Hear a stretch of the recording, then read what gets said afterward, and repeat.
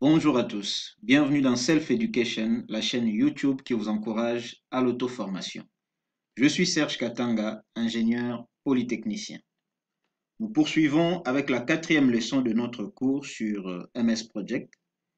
Elle concerne l'organisation des tâches du projet. Nous avons vu premièrement comment créer une liste de tâches et comment entrer leur durée. Au deuxième et troisième point, nous avons vu respectivement comment créer une tâche périodique et une tâche AMAP. Aujourd'hui, nous commençons par le quatrième point, c'est-à-dire comment structurer le projet en créant des tâches hiérarchisées. Il est possible de hiérarchiser les tâches en créant des tâches récapitulatives, c'est-à-dire des macro-tâches, et en créant d'autres tâches qui leur seront subordonnées. Cette notion relève du mode plan, qui est aussi appelé mode phase ou VBS, le Work Breakdown Structure.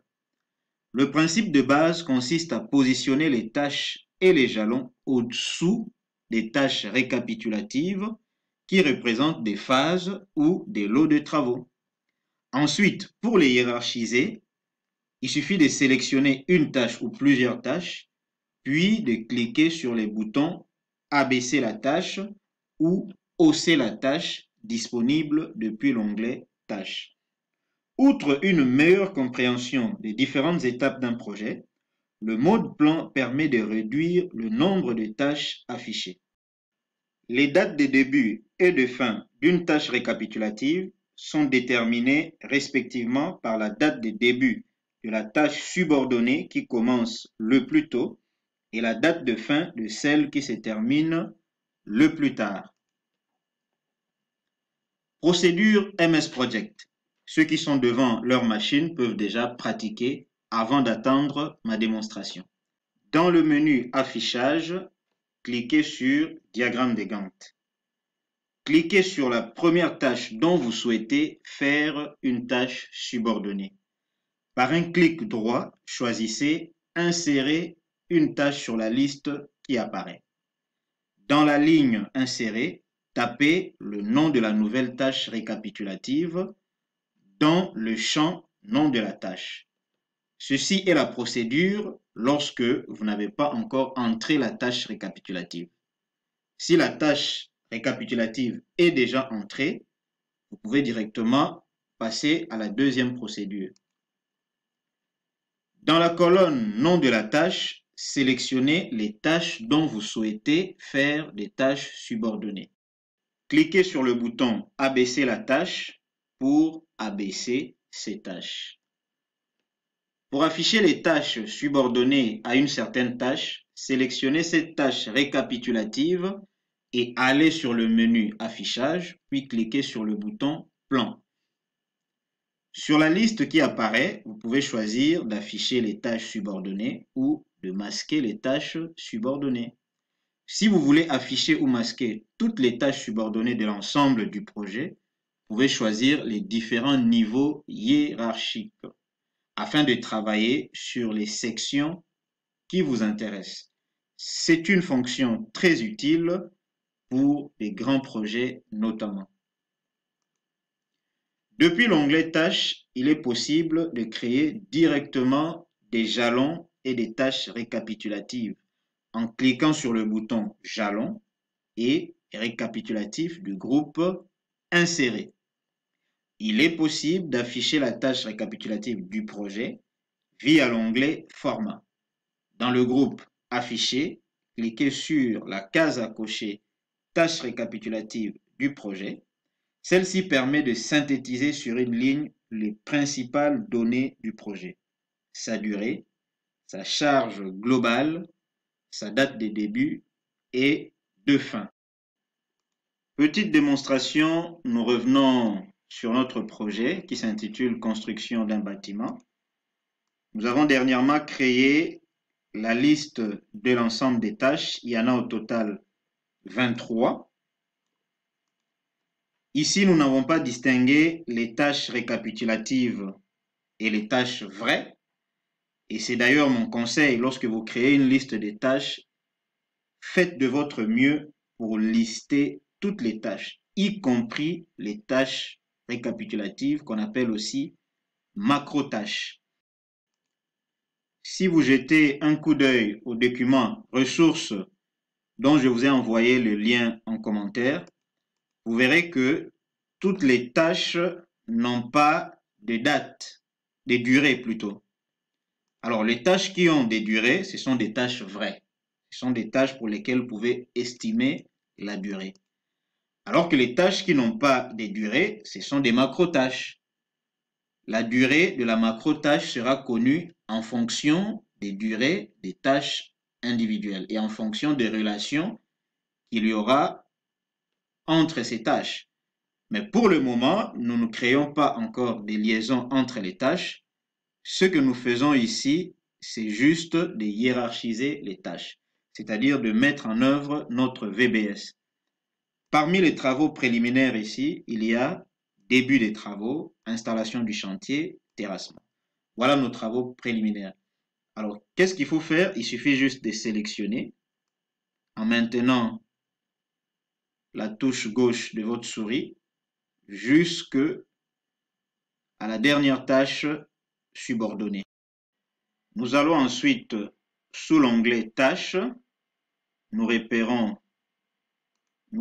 l'outil en question. Voilà, là c'est hausser la tâche. Ici c'est abaisser la tâche. Nous allons les abaisser parce que ce sont des tâches subordonnées. Voilà, vous voyez qu'il y a quelque chose qui apparaît. Il y a un décalage des tâches et la macro-tâche se met en mode gras. Nous allons procéder ainsi pour toutes les tâches subordonnées. Pour le gros œuvre, on n'avait pas défini des durées pour le gros œuvre, donc c'est une macro-tâche. Nous allons sélectionner toutes les tâches qui se trouvent dans le gros œuvre. C'est de 6 jusqu'à 11. Fin gros œuvre est un jalon, c'est-à-dire une tâche de durée 0. Je vous conseillerais dans la création de votre liste de tâches de mettre autant que possible des jalons. Donc n'hésitez pas à le faire. Ça ne fera que vous situer plus facilement dans votre projet. Parce que les jalons, rappelons-le, ils sont représentés par des losanges sur le diagramme de Gantt. Donc, ils peuvent constituer des points de repère. Nous allons, sous l'onglet Tâches, nous allons les abaisser. Voilà, vous remarquez que les tâches sont abaissées. Le gros œuvre, automatiquement, prend la plus grande durée pour le moment. Comme nous l'avons dit tantôt, sa date de début, c'est la date de la tâche la plus précoce et sa date de fin, c'est la date de la tâche subordonnée la plus tardive. Mais jusque-là, nous n'avons pas encore lié les tâches. Vous voyez que le début, c'est toujours le 22 mai, qui est la date de début de notre projet. Nous allons continuer. Pour les installations, qui est aussi une macro-tâche, il y a l'électricité et puis il y a la plomberie. Électricité jusqu'à plomberie. Voilà. Ce sont les 3 tâches subordonnées aux installations. Je les abaisse. La tâche plomberie elle-même est une macro-tâche. C'est une macro-tâche, rappelez-vous, il n'y avait pas de durée. Pourquoi? Parce que dans plomberie, il y a la canalisation et puis il y a la pose des sanitaires. Donc, nous allons abaisser les 2 tâches. J'abaisse une première fois. Lorsque j'abaisse une première fois, ils descendent d'abord au niveau de plomberie. Mais comme ce sont les sous-tâches de plomberie, je vais les abaisser une deuxième fois. Et vous voyez que plomberie, maintenant, a un nombre de jours précis. Et plomberie elle-même, qui est une macro-tâche, est une sous-tâche de installation. Et là, je viens vers finition, qui est aussi une macro-tâche. Tout ce qui reste là fait partie de la finition. Bon, je peux supprimer ici l'affichage de la chronologie, je l'enlève. Et voilà, nous venons de hiérarchiser nos tâches. Il peut y arriver que vous n'ayez noté que les vraies tâches. Vous êtes dans un projet, on vous demande d'écrire une liste des tâches. Vous créez d'abord toutes les vraies tâches. Après avoir créé les tâches, vous avez maintenant besoin de les catégoriser. C'est-à-dire que c'est à ce moment-là que vous allez créer votre VBS. Par exemple, ici, je fais une petite démonstration. Donc, on oublie un peu notre projet. J'ai une tâche 1 ici. Tâche 2. Tâche 3. On suppose que ce sont des vraies tâches. Je peux ajouter tâche 4. Ce sont des vraies tâches, je suis en train de réfléchir. Je me rends compte que les tâches 2, 3, 4 sont des tâches subordonnées d'une macro-tâche. Je peux le mettre dans une certaine catégorie que j'appelle catégorie A. Alors, qu'est-ce que je vais faire? Je me positionne ici au niveau de la tâche 2. Je fais un clic droit et je vois ici insérer une tâche. Là, ça m'insère une tâche au-dessus de la tâche 2. Ce qui me donne la possibilité de créer ma macro-tâche. Je peux faire ça. Je dis macro-tâche. Et là, je viens de créer une macro-tâche. Je peux abaisser les autres tâches. Je les abaisse. Voilà. On peut donc insérer une tâche et puis abaisser. Une autre possibilité, c'est de créer directement des tâches récapitulatives. Là, je peux venir ici. Tâche, je viens là, il y a récapitulatif. Voilà, ça me crée directement une tâche récapitulative. Je peux dire tâche A. On peut aussi créer un jalon de la même manière. Je viens là, je crée directement un jalon. Vous voyez, ça me crée une date, une tâche de durée 0. Ce sont des petites astuces comme ça que vous pouvez utiliser. Il suffit de créer une première liste de tâches et c'est fini. Vous devenez à l'aise avec tous les outils de l'onglet tâches. Revenons sur notre projet. Sur affichage, plan, masquer les tâches subordonnées. Vous voyez, les tâches subordonnées sont masquées et la flèche se change en blanc. Je viens là, afficher les tâches subordonnées. Je peux faire la même chose pour gros œuvres. C'est une fonctionnalité très importante pour les gros projets avec beaucoup d'imbrications. Cela peut aider à mieux voir. Je viens masquer les tâches subordonnées. Là, je peux venir masquer les tâches subordonnées, etc., etc. Je peux afficher toutes les tâches subordonnées. Je peux venir là, sur plan, et choisir des niveaux. Si j'ai dit niveau 1, je choisis toutes les tâches de niveau 1. Ce sont les macro-tâches, les plus grandes macro-tâches. Je viens, je dis tâche de niveau 2. Là, ça m'affiche toutes les tâches de niveau D. Voilà. Et tâche de niveau 3. Voilà.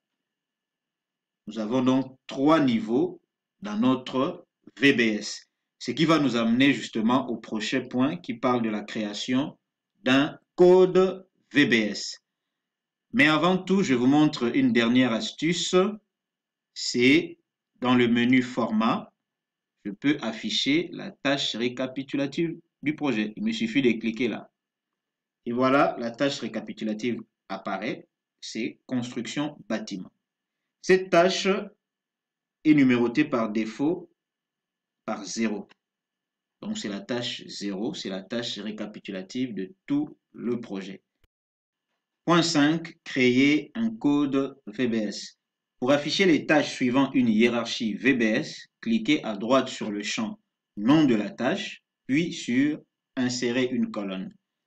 Dans le nom de champ de la nouvelle colonne, sélectionnez VBS. Une autre façon de générer un code VBS est d'aller dans le menu projet, de cliquer ensuite sur le bouton VBS et de définir le code. La boîte de dialogue définition du code VBS dans projet apparaît. On peut insérer toutes les informations relatives au format du code. Passons à la pratique. Sur le champ nom de la tâche, nous cliquons à droite. Insérer une colonne. Vous voyez que ça nous propose une liste de colonnes. Nous cherchons VBS, c'est par ordre alphabétique. VBS est là. Vous voyez, vous avez le code VBS défini par défaut par MS Project. Pour ajuster la colonne de VBS, je viens là. Vous voyez la forme que le curseur prend, la forme d'une croix. Je double-clique. Voilà, nous avons créé notre code VBS, c'est la première méthode. La deuxième méthode veut qu'on aille sous l'onglet projet. Voilà, il y a l'outil VBS là-bas. Définir le code, je clique. Et voilà, on me donne la possibilité de définir un code. On dit préfixe du code dans project. Notre projet, c'est construction d'un bâtiment. Je peux prendre un préfixe du genre CB. CB avec espacement. Voilà. Je dis CB espacement. Nous avons vu dans notre projet qu'il y avait 3 niveaux. 3 niveaux. Alors, pour le premier niveau, je peux définir la séquence. J'ai dit, ce sont des nombres. Voilà, ce sont des nombres. Longueur, bon, je ne regarde pas trop. Séparateur, on me propose un point. Il y a plusieurs types de séparateurs. Je prends un point, je veux qu'il y ait un point. Deuxième niveau, j'ai défini aussi nombre. Nombre ordonné, séparateur point. Et troisième niveau, nombre. Voilà, ça me donne un exemple là, vous voyez. Je viens de créer un code VBS. On dit générer un code pour les nouvelles tâches, vérifier le caractère unique de nouveau code VBS. J'ai dit OK. Vous voyez, ça vient de me générer un code VBS. Pour ajuster la nouvelle colonne VBS, parce qu'il y a des chiffres qui sont cachés là, je viens là, entre les deux colonnes, je double-clique. Voilà, ça ajuste. Je peux faire la même chose pour les autres colonnes. Hein. Colonne durée, voilà. Colonne date, mais on n'en est pas encore là. Voilà, notre projet évolue. On sait maintenant comment créer un code VBS. Dernier point de cette leçon, c'est le point 6, modifier une liste de tâches. Après avoir créé une liste de tâches, vous pouvez la modifier en déplaçant les tâches, en copiant des ensembles de tâches ou en supprimant les tâches dont vous n'avez plus besoin. Procédure MS Project. Dans la colonne nom de la tâche, sélectionnez la tâche que vous souhaitez copier, déplacer ou supprimer. Pour copier la tâche, cliquez sur l'outil Copier dans le menu Tâches. Pour la déplacer, cliquez sur Couper. Pour la supprimer, appuyez sur la touche Supprimer. Pour déplacer la sélection que vous avez copiée ou coupée, sélectionnez les lignes où vous souhaitez la coller. Cliquez sur l'outil Coller dans le menu Tâches. Après insertion de la nouvelle tâche, les tâches sont automatiquement renumérotées. Un nouveau code VBS est généré sans tenir compte de l'ordre car celui-ci est unique. Donc les tâches ne perdent pas leur code VBS parce qu'on ne peut pas s'amuser alors que le projet a déjà commencé ou va commencer à changer le code des tâches. Le code VBS est unique. Lorsque vous déplacez ou supprimez une tâche récapitulative, ces tâches subordonnées sont également supprimées. Normalement, une personne qui maîtrise Word, qui maîtrise Excel, peut très bien faire cette dernière partie parce que les instructions sont pratiquement les mêmes. Je sélectionne d'abord le bazar qu'on avait ajouté ici. Pour mieux sélectionner, il vaut mieux sélectionner à partir de là. Là, je les ai sélectionnés. Pour supprimer, je clique sur la touche supprimer ou delete. Voilà, ça m'ouvre un menu là. Multiple summary tasks selected. Deleting them will delete all the subtasks as well. Je ne sais pas pourquoi c'est en anglais, mais ça montre que des macro-tâches ont été sélectionnées.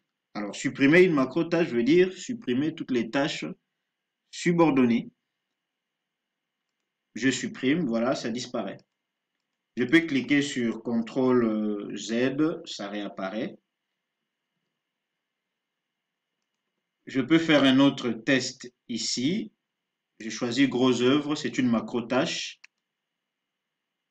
Je fais un clic droit, on me dit supprimer la tâche. Ça me dit que Gros œuvre est une tâche récapitulative. Sa suppression entraînera également la suppression de toutes les tâches subordonnées. Donc, prudence toujours. Voilà, ça disparaît. Mais pour que ça revienne, je peux faire CTRL Z ou revenir là. Voilà. Et si je veux copier, par exemple, je veux copier une tâche, je viens là, voilà, je copie. Et je trouve un endroit où coller ça. Je viens là, je colle. Les tâches copiées auront des nouveaux codes VBS parce que le code VBS est unique. Voilà, je fais ça comme ce sont des nouvelles tâches copiées, je les supprime. Ah non, j'ai mal sélectionné, vous voyez, ça n'a pas tout supprimé. Là, je peux supprimer. Je fais un autre test. Je coupe ces tâches. Je vais dans tâches ici. Voilà. Copier, couper. Je peux le couper. Si je le coupe, il n'y a plus rien. Donc, je fais ça juste pour illustrer. Là, je peux les supprimer. En revenant en arrière, je vais retrouver mes tâches. Une autre option, c'est si je veux copier des tâches, je copie un groupe de tâches. Je viens là, je copie. Alors, j'arrive par exemple là, je dois dédier un espace. Alors, je vais cliquer sur la touche insérer. Voilà. Dès que je clique sur la touche insert, ça me dédie un espace où je peux faire le collage. Je viens là, je colle, voilà, ça apparaît là. Je vais supprimer ce que je venais de coller ici. Je supprime en cliquant sur la touche Delete. Voilà, nous revenons à notre projet initial. Vous connaissez donc toutes les techniques pour manipuler les tâches, c'est-à-dire les copier, les coller, les couper, les coller et les supprimer. Nous arrivons donc à la fin de cette leçon numéro 4. Si vous avez aimé la vidéo, cliquez sur le bouton j'aime et partagez-la au maximum. Et surtout, n'oubliez pas de vous abonner à la chaîne et d'activer la cloche des notifications pour ne pas rater les prochaines leçons. En passant, j'ai écrit un petit guide sur l'essentiel de MS Project. Vous trouverez les liens Amazon dans les commentaires. Je vous invite à l'acheter. Il vous sera certainement utile et vous permettra de me soutenir. C'était Serge de Self Education. Je vous donne rendez-vous à la séance prochaine.